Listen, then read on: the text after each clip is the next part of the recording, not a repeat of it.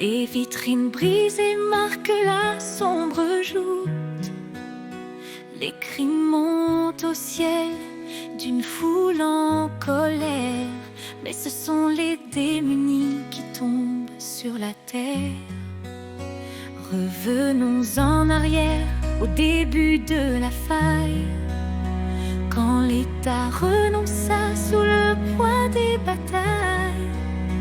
Les députés s'écharpent pour leurs seuls intérêts, oubliant que le peuple survit sans respect.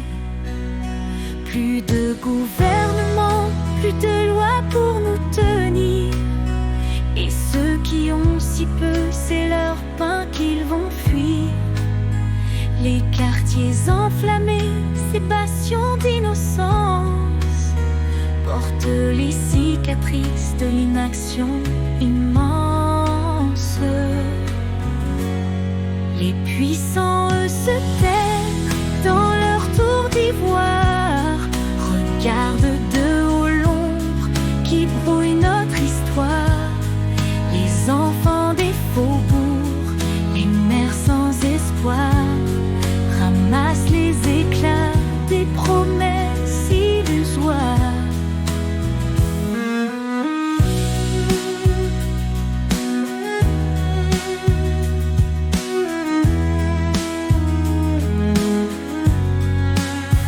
Nulle trêve poursuivie, écrasée par le poids d'une nation en lambeaux qui ignore ses lois.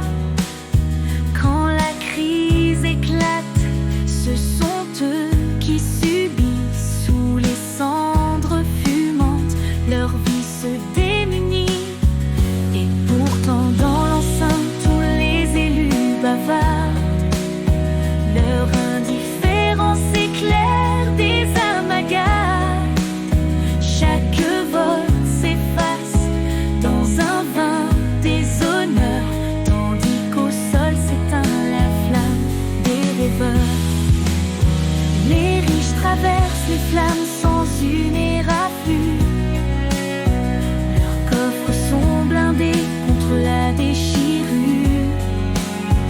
Mais les pauvres, eux, subissent le prix du silence, sous les décombres lourds d'une fausse puissance. C'est un monde à refaire, un cri pour l'équité, quand l'État laisse ses faibles mourir sans pitié. Les rues enflammées hurlent une vérité. Ce sont toujours les petits qu'on laisse à l'heure damnée. Il nous reste rien d'autre sur la peau que la couleur du drapeau. Et cuiseur du drap.